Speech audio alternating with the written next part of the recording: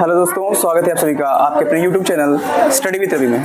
तो आज हम जानने वाले हैं संख्याओं के बारे में, ठीक है। तो basic and root of the mathematics के बारे में पढ़ने वाले हैं, जिसमें संख्याओं के बारे में पूर्णतया गहनता उसके बारे में अध्ययन करने वाले, जैसे कि उसमें संख्याएँ क्या होती हैं, सम संख्या क्या होती हैं और विषम संख्या क्या होती है, उसमें त्रिकोणीय संख्या क्या होती है, आभास संख्या क्या होती हैं। तो इस प्रकार से हम कुछ संख्याओं के बारे में पढ़ने वाले हैं। तो आइए देखते हैं। तो फर्स्टली हम पढ़ने वाले कि हमारी संख्या क्या होती है। संख्या के बारे में जानते हैं कि संख्या होती क्या है। संख्या एक गणितीय इकाई होती है जिसका उपयोग किसी वस्तु की मात्रा को गिनने अथवा मापने में किया जाता है, संख्या कहलाती है, ठीक है। जैसे किसी वस्तु की संख्या को काउंट करना है, जैसे मान लेते हैं कि हमको कि जैसे कि दो चेयर हैं, दो कुर्सियां हैं, तो इसको हम काउंट करने के लिए जिसका प्रयोग करते हैं उसे कहते हैं संख्या। दो कुर्सियां हैं, दो कुर्सी, इसको हमने लिखा ये है और शब्दों लिखा दो कुर्सी। तो इस प्रकार से क्या है, ये हमारी संख्या होती है, ठीक है। तो ये है संख्याओं के बारे में पढ़ लिया हमने। अब पढ़ते हैं कि संख्याओं में की अलग अलग संख्याएं कैसी होती हैं, क्या होती हैं। जैसे कि पहली संख्या इसमें है, जानते हैं कि सम संख्या किसे कहते हैं, सम संख्या किसे कहते हैं। तो इसमें नोट करिएगा आप लोग कि क्या होती हैं वे संख्याएं जो दो के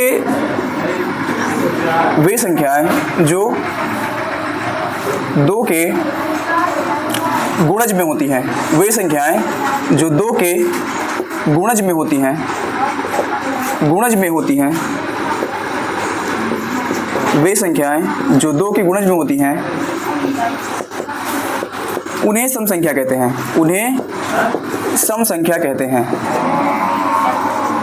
वे संख्याएं जो दो के गुणज में होती हैं उन्हें सम संख्या कहते हैं। जैसे कि दो का गुणज दो हुआ, दो का गुणज 4 है, 6 है, 8 है, 10 है, 12 है, 14 है, 16 है, ऐसे 1। तो वे सारी संख्याएं सम संख्याएं कहलाएंगी जो दो के गुणज में होती हैं। जैसे कि हमने देखा इसमें 2, 4, 6, 8, 10, 12, 14, 16, 18, 20, 22 ऐसे करके अनंत सी संख्याएं होती हैं जो सम संख्या कहलाती हैं। हमको देखना है कि वो दो के गुणज हैं अथवा नहीं, ठीक है। जैसे एक हम बड़ी संख्या लेते हैं, उसमें देखते हैं कि ये सम संख्या है अथवा नहीं है। जैसे कि हमने लिखा 10,544 एक सम संख्या है, क्योंकि इसके इकाई के अंक पर हमको 4 दिखा है, क्योंकि 4 दो का गुणज होता है। अगर ये 10,544 के इकाई अंक पर 4 है तो इसका मतलब ये पूरी संख्या जो है हमारी दो के गुणज में है, तो ये सम संख्या हुई। तो आइए देखते हैं नेक्स्ट। नोट करिएगा इसको, कोई रोक दो। तो आइए देखते हैं हम नेक्स्ट। हमारा नंबर है विषम संख्या, ओड नंबर है, ठीक है। तो इसमें देखिएगा इसमें होता क्या है कि जैसा कि हमने पढ़ा कि जो सम संख्या होती है वो दो के गुणज में होती है, और वही विषम संख्या क्या होती है कि वो दो के गुणज में नहीं होती है, ठीक है। नोट करिएगा कि वे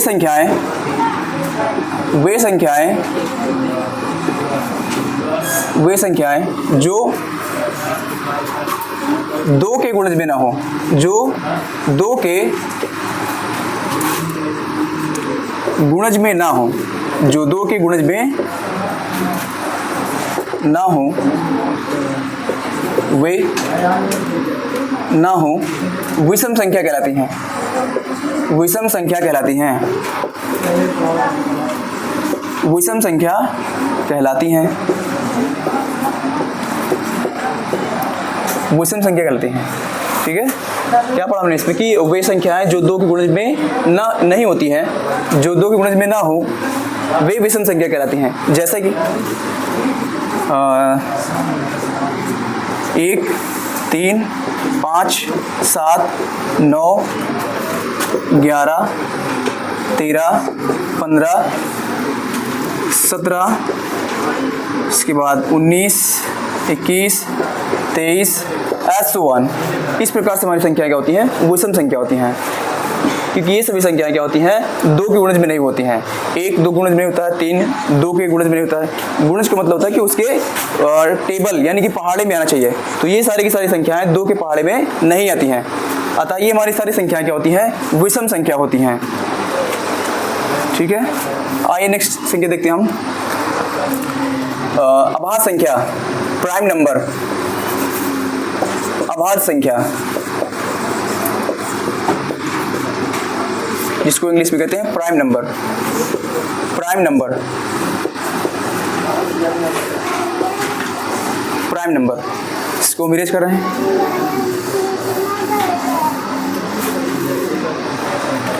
प्राइम नंबर में नोट करिएगा, प्राइम नंबर में नोट करना है वे संख्याएं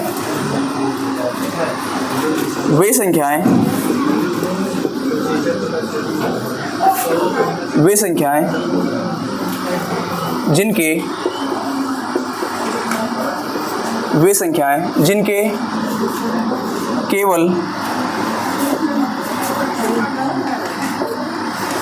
2 ही गुणनखंड होते हैं। 2 ही गुणनखंड होते हैं। 2 ही गुणनखंड होते हैं अभाज्य संख्या कहलाती हैं। अभाज्य संख्या कहलाती हैं। अभाज्य संख्या कहलाती हैं। क्या देखा हमने इसमें कि वे संख्याएं जिनके केवल 2 ही गुणनखंड होते हैं उन्हें हम कहते हैं अभाज्य संख्या। Prime number, the numbers which have only 2 factors is called prime number. The numbers which have only 2 factors is called prime number. यानी कि वे संख्याएं जिनके केवल 2 ही गुणनखंड होते हैं उन्हें कहते हैं अभाज्य संख्या। जैसे हम इसमें देखेंगे कि हमारी जो अभाज्य संख्या होती है, सबसे छोटी जो अभाज्य संख्या होती है वो 2 होती है। ठीक है, 2 के अगर हम गुणनखंड देखें, जैसा कि हमने परिभाषा में पढ़ रखा है कि वे संख्याएं जिनके केवल 2 ही गुणनखंड होते हैं उन्हें कहते हैं अभाज्य संख्या। The numbers which have only 2 factors is called prime number. जैसे इसमें कि हमने देखा कि 2 के केवल 2 ही गुणनखंड है। एक तो 1 है, दूसरा खुद स्वयं 2 है, स्वयं 2 है। एक तो 1, दूसरा 2 है। ये हमारी क्या है, अभाज्य संख्या है। दूसरी क्या है, 3 है। दूसरी अभाज्य संख्या कौन सी है, 3 है। इसके भी 2 ही फैक्टर्स हैं, 2 ही गुणनखंड हैं, 1 और 3। उसके बाद क्या है, इसमें 5 है। 5 के 2 गुणनखंड हैं, 5 के 2 गुणनखंड है, 1 और 5। और भी नोट करते हैं, इसमें 7 है। 7 के भी 2 गुणनखंड होते हैं, 1 और 7 है। तो इस प्रकार की संख्याएं जिनके केवल 2 ही गुणनखंड होते हैं वे सारी की सारी संख्या हमारी कहेंगे अभाज्य संख्या। ठीक है, नोट कर लीजिए आप लोग इसको।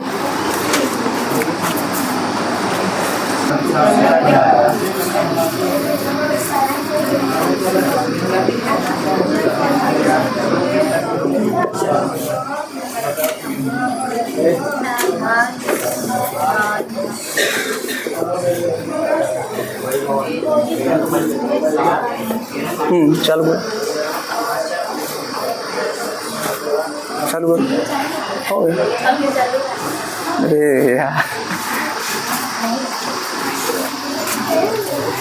तो आइए दोस्तों, नेक्स्ट नंबर हमारा है सह अभाज्य संख्या। अभी हमने क्या पढ़ा कि जो हमारी संख्या होती है उनके बारे में पढ़ लिया। उसके बाद हमने पढ़ा सम संख्या क्या होती है और विषम संख्या क्या होती है। तो नेक्स्ट संख्या हमारी है सह अभाज्य संख्या। तो चलिए इसके बारे में पढ़ते हैं कि सह अभाज्य संख्या होती क्या है। तो इसमें लिखिएगा कि वे संख्याएं, वे दो संख्याएं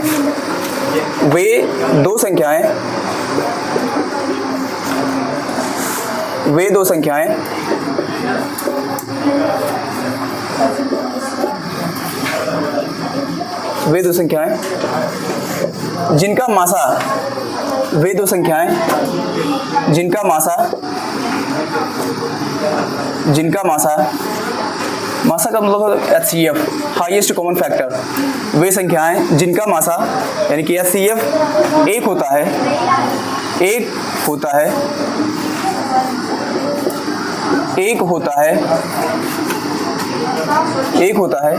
सह अभाज्य संख्याएं कहलाती हैं। सह अभाज्य संख्याएं कहलाती हैं। सह अभाज्य संख्याएं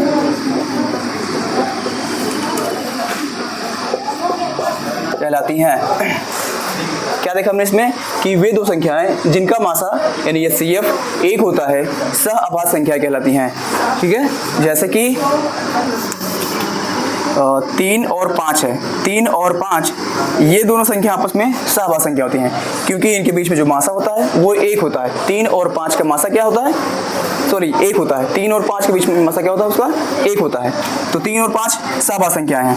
5 और 7 सहअभाज्य संख्याएं हैं। 5 और 7 सहअभाज्य संख्याएं हैं। 7 और 9 सहअभाज्य संख्याएं हैं। सॉरी 7 और 11 सहअभाज्य संख्याएं हैं। इनके बीच में जो मासा है वो एक है। तो वे सभी की सभी संख्याएं जिनका मासा एक होता है वे हमारी सहअभाज्य संख्या कहलाती हैं। इनका जो HCF है, जो मासा है वो कितना है, एक है। इसमें इसका मासा कितना है, एक है। और यहाँ भी इसका मासा कितना है, तो एक ही है। ठीक है, तो वे दो संख्याएं जिनका मासा होता है एक, उसे कहते हैं सहअभाज्य संख्याएं। जैसे कि हमने उसमें देखा 3 और 5, 5 और 7, 7 और 11 एज सो वन। इसी प्रकार से हमारी संख्याएं वे सब की सब संख्याएं अभाज्य संख्या कहलाएंगी, सहअभाज्य संख्या कहलाएंगी जिनके बीच में मासा एक होता है। ठीक है, तो नोट करिएगा इसको।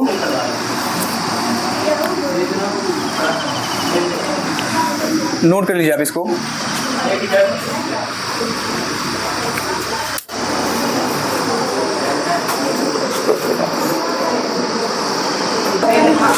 तो देखिए अभी हमारे स्टूडेंट को ये समझ रहे हैं कि ये होती क्या है सहअभाज्य संख्या। ठीक है, तो देखिएगा एक बार इसमें हमने क्या लिखा है कि वे दो संख्याएं जिनके बीच का मासा एक होता है, वे दो संख्याएं जिनके बीच का मासा एक होता है वे सहअभाज्य संख्या कहलाती हैं। जैसे आपने मासा तो पढ़ ही रखा है, मासा कैसे निकालते हैं आप जानती हो। जैसे क्या है, अगर हम 2 और 4 की बात करें तो इसके बीच का मासा कितना है, 2 है। मासा का मतलब HCF का मतलब होता है highest common factor. Highest common factor मतलब जितनी भी संख्या हमारी दी गई होती हैं 2, 4, 6, 8, 10 जितनी भी संख्या दी गई होती हैं उनके बीच में जो मासा जो हाईएस्ट कॉमन नंबर होता है, जो उच्चतम जो उसमें उभयनिष्ठ संख्या होती है, जो हाईएस्ट कॉमन नंबर होता है वही हमारा क्या होता है, मासा होता है, HCF होता है। जैसे इसमें 2 और 4 में हाईएस्ट कॉमन इसमें क्या है, 2 ही तो है। 2 में 2 है और 4 में 2 बार 2 है, तो हमको दोनों में जो हाईएस्ट कॉमन मिलता है उसी को लेते हैं मासा के रूप में। ठीक है, जैसे 2 और 4 में क्या है, तो 2 ही हाईएस्ट कॉमन इसमें। अब हमने क्या किया, इसमें 2 और 4 में से 2 में से क्या किया, 2 कॉमन ले लिया, तो यहाँ पर बचेगा 1, और यहाँ 4 में से 2 कॉमन लिया तो क्या बचा, इसमें 2 बचा। अब इन दोनों के बीच में कुछ भी संख्या कॉमन नहीं है। ठीक है, तो जो हमारे पास मासा होगी इस संख्या का, HCF होगा हाईएस्ट कॉमन फैक्टर होगा, वो कितना होगा, 2 होगा। उसी प्रकार से हमने कहा इसमें कि जिन दो संख्याओं के बीच में जो मासा होता है, जिन दो अभाज्य संख्याओं के बीच का मासा एक होता है वे हमारी सहअभाज्य संख्या रहती है। जैसे इसमें क्या है, 3 और 5 के बीच में मासा एक ही तो है ना, मासा। और देखिए मासा मीन्स होता है HCF का मतलब क्या होता है, हाईएस्ट कॉमन फैक्टर। अब इन दोनों के बीच में हाईएस्ट कॉमन क्या है, एक ही तो है ना, नंबर जो होता है, संख्या जो एक होती है वही तो इन दोनों के बीच में कॉमन है। जैसे 3 और 5 के बीच में कॉमन क्या है, कुछ भी नहीं, तो जहाँ कुछ भी नहीं कॉमन वहां पर क्या होता है, एक ही कॉमन होता है। 5 और 7 के बीच में क्या है, एक ही कॉमन है। 7 और 11 के बीच में क्या है, एक ही कॉमन है। तो ऐसी सारी की सारी संख्या हमारी सहअभाज्य संख्या कहलाएंगी जिनके बीच में मासा क्या होता है, एक होता है। ठीक है, समझ में आया सभी को। तो चलिए नेक्स्ट नंबर देखते हैं हम, त्रिकोणीय संख्या। तो हम नेक्स्ट नंबर पढ़ते हैं। नेक्स्ट संख्या हमारी क्या, अगली संख्या त्रिकोणीय संख्या। त्रिकोणीय संख्या, त्रिकोणीय संख्या, ट्रायंगुलर नंबर, ट्रायंगुलर नंबर, त्रिकोणीय संख्या। तो अब हम नेक्स्ट नंबर कौन से पढ़ने वाले हैं, त्रिकोणीय संख्या के बारे में, ट्रायंगुलर नंबर के बारे में पढ़ने वाले हैं। देखिए इस नंबर के नाम से ही पता चल रहा है इसमें इसका नाम क्या, त्रिकोणीय संख्या है। तो मतलब इसमें क्या होगा कि कोई ऐसी संख्या जिसको लेने पर क्या होता है, उसमें त्रिकोण, एक त्रिकोण सी आकृति का निर्माण होता है। कोई ऐसी संख्या जिसको लेने से एक त्रिकोण सी आकृति का निर्माण हो सके उसे कहते हैं त्रिकोणीय संख्या। जैसे आप लोग नोट करिएगा, हम बोल रहे हैं ऐसी संख्या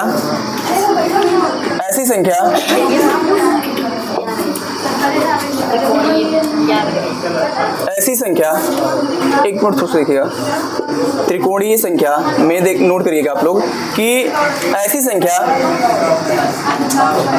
जिनके प्रयोग से ऐसी संख्याएं नोट करिएगा कि ऐसी संख्याएं जिनका प्रयोग कर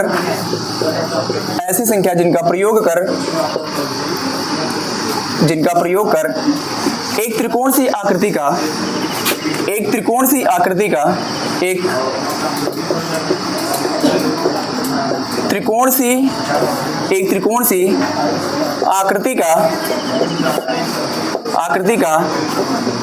निर्माण होता है, एक त्रिकोण सी आकृति का निर्माण होता है, त्रिकोणीय संख्या कहलाती हैं। त्रिकोणीय संख्या कहलाती हैं।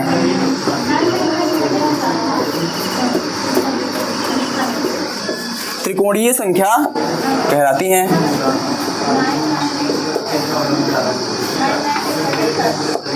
ठीक है, क्या लिखा हम इसमें कि ऐसी संख्याएं जिनका प्रयोग कर एक त्रिकोण सी आकृति का निर्माण होता है, त्रिकोणीय संख्या कहलाती हैं। ऐसी संख्या जिनका प्रयोग कर एक त्रिकोण सी आकृति का निर्माण होता है, त्रिकोणीय संख्या कहलाती हैं। ठीक है, नोट करिएगा।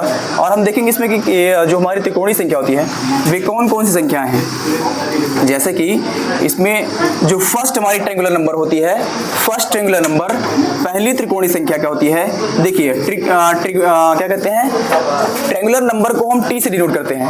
ट्रायंगुलर नंबर को हम टी से प्रदर्शित करते हैं, कैपिटल टी से प्रदर्शित करते हैं, डिनोट करते हैं, जिसमें हम T1 मतलब फर्स्ट ट्रायंगुलर नंबर पहली त्रिकोणीय संख्या क्या होती है, एक होती है।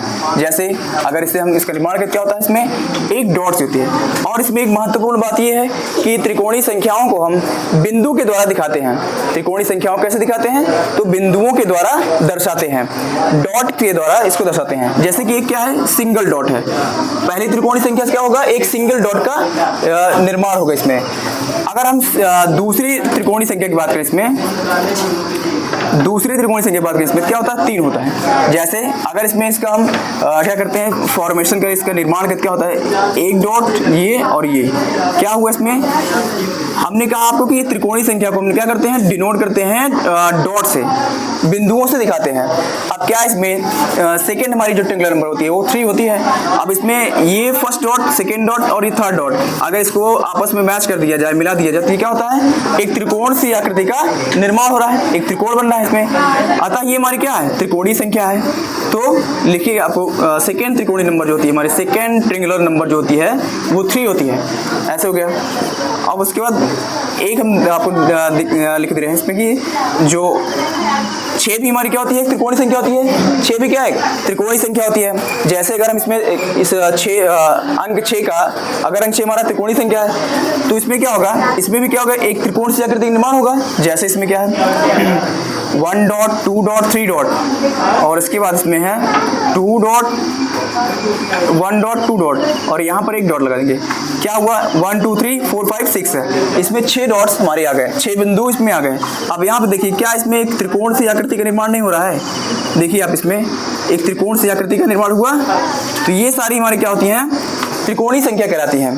ठीक है, जैसा कि हमने इसमें पढ़ा कि ऐसी संख्याएं जिनका प्रयोग कर हम एक त्रिकोण सी आकृति का निर्माण कर पाते हैं उन्हें कहते हैं हम त्रिकोणीय संख्या। जैसा कि इसमें हमने पहली त्रिकोणीय संख्या पढ़ा, इसमें एक इसमें क्या है, पहली त्रिकोणीय संख्या है एक। और हमने दूसरी बात इसमें क्या बताया आपको कि त्रिकोणीय संख्याओं को हम एक डॉट से लिखते हैं, यानी बिंदुओं से दर्शाते हैं। तो पहली त्रिकोणीय संख्या इसमें 1 है, दूसरी इसमें 3 है। इससे क्या हुआ, त्रिकोण सी आकृति निर्माण हुआ। हमने फिर लिखा जो 6 है, अंक जो 6 है, ये भी त्रिकोणीय संख्या है। यहाँ से भी क्या हुआ है, त्रिकोण का निर्माण हुआ है। ठीक है, जैसा देखिएगा 1 dot 2 dot 3 dot 1 dot 2 dot 3 dot 1 और 2 और ये 1 डॉट है। तो यहाँ पर 1 2 3 4 5 6 है, 6 डॉट्स पूरे हो गए। ठीक है, तो आई होप ये सब संख्याएं आपको समझ में आई होंगी। अब जिनको भी संख्याएं समझ में नहीं आई हैं वो एक बार हमसे पूछ सकते हैं कि ये संख्या कैसी है और क्यों है, ठीक है। तो किसी को कुछ डाउट है तो पूछ लीजिएगा हमसे। सभी को समझ में आया? तो चलते हैं नेक्स्ट नंबर पर, ठीक है। चलिए इसको नोट कर लिया सब लोग ने? नोट कर लिया आपने? ठीक है, तो चलो नेक्स्ट नंबर लिखते हैं। देखिए अब क्या करते हैं हमने बहुत बार पढ़ा होता है कि छोटी क्लास से यानी कि यूकेजी, एलकेजी और या फर्स्ट क्लास से पढ़ते हैं कि जो हमारे काउंटिंग्स होती हैं, क्या कहते हैं, गिनती होती है 1 to 100 जो काउंटिंग होती है, 1 से लेकर 100 तक जो संख्याएं होती हैं, गिनती होती हैं वे। अच्छा, तो त्रिकोणीय संख्याएं आपको नहीं आ समझ ना? ठीक है, देखिए हमने क्या कहा आपको कि जो त्रिकोणीय संख्या होती है, त्रिकोणीय संख्या जो होती है ना, उनका प्रयोग कर हम क्या कर पाते हैं, एक त्रिकोण सी आकृति का निर्माण कर पाते हैं। त्रिकोणीय संख्याओं का प्रयोग कर हम एक त्रिकोण सी आकृति का निर्माण कर पाते हैं, उन्हें कहते हैं त्रिकोणीय संख्या। जैसे कि हमने आपको बताया कि जो एक 3 है, 3 एक त्रिकोणीय संख्या है, 3 एक क्या है, त्रिकोणीय संख्या है। और त्रिकोणीय संख्याओं को दिखाते हैं हम बिंदुओं से, डॉट से दिखाते हैं, डॉट से, ठीक है। अब ये त्रिकोणीय संख्या है तो इसमें क्या करेंगे, इसमें एक डॉट ऊपर और ये 2 डॉट इसके बेस यानी आधार पर रख देते हैं, 2 डॉट इसके आधार पर और 1 डॉट इसके उच्च बिंदु पर रख देते हैं। तो इसमें क्या होता है, ये एक आकृति कैसे बन रही है बताओ, ये त्रिभुज आकृति बन रही है, त्रिकोण क्या है, इसमें एक त्रिभुज आकृति बन रही है। तो यही तो हमने पढ़ा कि जो जिन संख्याओं का प्रयोग कर हम त्रिकोण सी आकृति का निर्माण कर पाते हैं उन्हें कहते हैं त्रिकोणीय संख्या, ठीक है। 3 हो गया, 6 हो गया, 6 भी तुम्हारी त्रिकोणीय संख्या होती है। जैसे इसमें क्या है 1 2 3 डॉट्स और 1 2 डॉट्स और ये 1 डॉट, ठीक है। अब देखो यहाँ पर सबको मैच कर दो तो क्या है, त्रिकोण सी आकृति निर्माण नहीं हो रहा है, ठीक है। तो ये हमारी क्या होती है, त्रिकोणीय संख्या होती है, ठीक है। सभी को समझ में आया? नेक्स्ट पढ़ाएं आपको, ठीक है। चल देखिएगा, देखिए हम छोटी क्लास से जो काउंटिंग्स होती हैं 1 to 100 होती हैं उसको हम बहुत बार पढ़ते हैं, लेकिन अगर भी बेसिकली किसी से पूछ लिया जाए कि उसमें जो काउंटिंग्स होती है अगर उसको डिवाइड कर दिया जाए, पार्ट में बांट दिया जाए कि उसमें कितनी सम संख्या होती है, कितनी विषम संख्या होती है, कितनी भाज्य कितनी अभाज्य संख्या होती हैं, तो शायद कुछ लोग उसमें से बता पाए, कुछ लोग नहीं बता पाएंगे। क्योंकि हमने कभी क्या होता है कि उसको पहले शुरू में क्या होते हैं कि उसको ध्यान से पढ़ते रहे कि इसमें कितनी उस पूरी 1 to 100 काउंटिंग में फॉर्मेशन करते टाइम क्या होता है कि उसमें कितनी कुल इवन नंबर्स आए, कितने ओड नंबर्स आए, कितने प्राइम नंबर्स आए, कितने को प्राइम नंबर्स आए, इसको हम ध्यान से कभी देखते नहीं हैं। तो चलिए आज इसको हम देखते हैं कि इसमें 1 to 100 काउंटिंग में कितनी सम संख्या होती है, कितनी विषम, कितनी सम होती है और कितनी प्राइम नंबर्स यानी कि अभाज्य संख्या होती है, कितनी साभाज्य संख्या होती है, ठीक है। तो आइए चल देखते हैं। एक बार हम क्या करते हैं कि 1 to 100 काउंटिंग लिखते हैं, ठीक है। तो आप लोग इसको बोरिंग फील मत करिएगा, 1 to 100 काउंटिंग लिखते हैं और उसमें देखते हैं कि कुल कितने नंबर्स, कौन कौन से नंबर्स आते हैं, ठीक है। तो आइए एक बार हम नंबर लिखते हैं पूरा, 1 2 3 4 5 6 7 8 9 और ये 10 11 12 13 14 15 16 17 18 19 और ये 20 21 22 23 24 25 26 27 28 और ये 29। उसके बाद 30 31 32 32 33 34 34 35 36 36 37 38 39 और ये 1 मिनट 35 36 37 38 39 और ये 40। उसके 41 42 43 44 45 46 47 48 49 50, ठीक है। और यहाँ लिखते हैं 51 52 53 54 55 56 57 58 59 और ये 60 60 61 62 63 64 65 66 67 68 69 और ये 70 71 72 73 74 75 76 77 78 79 और ये 80 हो गया। उसके बाद 81 82 83 84, 85, 86, 87, 88, 89 और ये 90, 91, 92, 93, 94, 95, 96, 97, 98, 99 और ये 100 है। ठीक है, तो ये हमारी 1 to 100 काउंटिंग कंप्लीट होती है। तो अब इसमें हम देखेंगे कि इस 1 to 100 काउंटिंग के फॉर्मेशन में कुल कितने इवन आए, कुल कितने ऑड आए, कुल कितने प्राइम नंबर आए, ये सारी चीज़ें हम देखेंगे इसमें। ठीक है, तो आइए देखते हैं इसमें कि इसमें जो हमारी सम संख्या होती हैं, कुल कितनी सम संख्या होती हैं, कुल कितनी सम संख्या होती हैं। तो इसमें प्रश्न क्या बन सकता है कि 1 से 100 तक की संख्याओं में कुल कितने सम संख्या होती हैं, 1 से 100 तक की संख्याओं में कुल कितनी सम संख्या होती हैं। तो अगर हम 1 to 100 काउंटिंग में जो फॉर्मेशन होती है, अगर उसमें हम देखें कि सम संख्या कितनी होती है, सम संख्या, अगर सम संख्या की बात करें, हम सम संख्या की बात करें 1 से 100 तक की गिनती में 1 to 100 काउंटिंग में कुल कितने इवन नंबर्स होते हैं, तो 50 होते हैं। ठीक है, देखिएगा 100 तक की संख्याओं में 50 सम होती हैं। अब 1 से 100 तक में 50 सम हो गई, तो 50 ही हमारी क्या होंगी, विषम संख्या होंगी। 85 संख्या क्या होंगी, विषम संख्या होंगी। विषम संख्या की बात करें तो total number of odd numbers is equal to 50 and total number of even numbers is equal to 50। 50 और 50 100 हुआ, 50 और 50 कितना होगा, 100 होगा। तो 1 से 100 तक की संख्याओं में कुल हमारी 50 सम संख्या होती हैं, कुल विषम संख्या की बात करें कुल 50 विषम होती हैं। ठीक है, अब इनमें क्या होता है कि इन्हीं 50 जो 100 संख्या होती हैं, इसमें हम देखते हैं जो अभाज्य संख्या होती है वो कितनी होती है। ठीक है, अगर हम बात करें कि इसमें कुल अभाज्य संख्या कितनी होती हैं, अभाज्य संख्याओं की बात करें इसमें हम कि 1 से 100 तक की संख्याओं में, 1 से 100 तक की संख्याओं में कुल कितनी अभाज्य संख्याएं होती हैं, कुल कितनी अभाज्य संख्या होती हैं। देखिए अभी हमने क्या किया कि जस्ट 5 मिनट पहले हमने क्या किया कि अभाज्य संख्याओं के बारे में पढ़ा ना, कि वे संख्याएं जिनके केवल 2 ही गुणनखंड होते हैं उन्हें कहते हैं अभाज्य संख्या। तो ऐसी 100 तक में कुल कितनी संख्याएं हैं उसको हम देख लेते हैं एक बार। जैसे कि क्या एक इसमें एक अभाज्य संख्या है, क्या एक अभाज्य संख्या है, नहीं है, क्योंकि एक के 2 गुणनखंड नहीं होते हैं, एक का एक ही गुणनखंड होता है। ठीक है, तो जिनके 2 गुणनखंड होते हैं उन्हें कहते हैं अभाज्य संख्या। तो मतलब जो एक है हमारा, एक अभाज्य संख्या नहीं है, 2 क्या है, एक अभाज्य संख्या है, 3 एक अभाज्य संख्या है, 5 एक अभाज्य संख्या है, 7 एक अभाज्य संख्या है, और इसमें 11 एक अभाज्य संख्या है। उसके बाद जो 13 यानी 13 होती है, 13 भी एक अभाज्य संख्या होती है, 17 एक अभाज्य संख्या होती है। उसके बाद 19 एक अभाज्य संख्या है, और इसके बाद 23 एक अभाज्य संख्या है, 29 एक अभाज्य संख्या है, 31 अभाज्य संख्या है, 37 अभाज्य संख्या है। उसके बाद 41 अभाज्य संख्या है, 43 43 एक अभाज्य संख्या है, 47 47 एक अभाज्य संख्या है। और उसके बाद ये 53 होता है, 53 अभाज्य संख्या है। उसके बाद ये 59 जो होता है हमारा अभाज्य संख्या होती है। और उसके बाद 61 61 वो भी एक अभाज्य संख्या है। 67 67 क्या होती है, एक अभाज्य संख्या होती है। 71 71 एक अभाज्य संख्या होती है। 73 73 एक अभाज्य संख्या होती है। 79 एक अभाज्य संख्या होती है।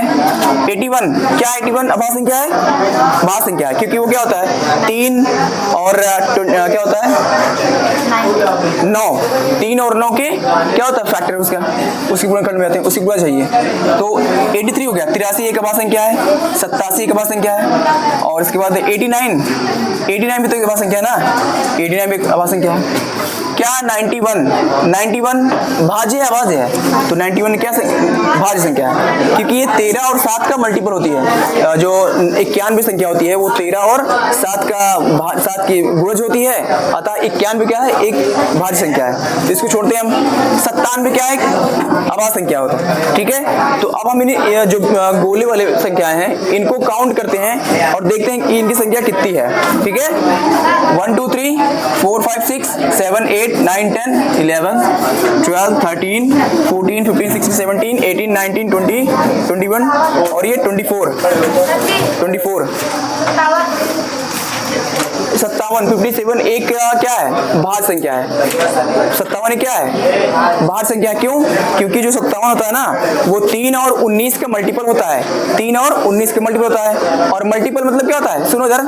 मल्टीपल मतलब ये होता है कि जैसे 3 और 19 का मल्टीपल है वो, मतलब 3 और 19 के पहाड़े में आता है 57। 3 19 शाम में 19 तक 57 होता नहीं होता है, 19 3 जा 57 होता है। तो क्या ये अभाज्य संख्या नहीं है, बल्कि ये क्या है, भाज्य संख्या है। तो इसमें पूरा काउंट करते हैं यार, एक बार देखते हैं इसमें 1 2 3 4 5 6 7 8 9 10 11 12 13 14 15 16 17 18 19 20 21 22 23 24 और 25 संख्या ऐसी हैं जो अभाज्य संख्या हैं। 1 से 100 तक की संख्याओं में जो अभाज्य संख्या है वो हमारी कितनी है, 25 है। तो अभाज्य संख्याओं की जो संख्या है कुल कितनी होती है, 25 ऐसी संख्याएं हैं 1 से लेकर 100 तक में जो क्या है, अभाज्य संख्या है। और अभाज्य संख्या आप लोग जानते हो कि होती क्या है, इनके केवल 2 ही गुणनखंड होते हैं। एक तो 1 होता है, दूसरा स्वयं खुद होती है। ठीक है, जैसे अगर हम 97 की बात करें तो 97 पे क्या है, अभाज्य संख्या है। क्योंकि 97 क्या होता है, एक तो खुद से कटेगा, दूसरा क्या है, 1 से कटेगा। तो इस प्रकार से क्या हो, इसके 2 ही गुणनखंड हुए, तो ये हमारी क्या है, अभाज्य संख्या है। ठीक है, तो ये सारी बातें आपको समझ में आई। ठीक है।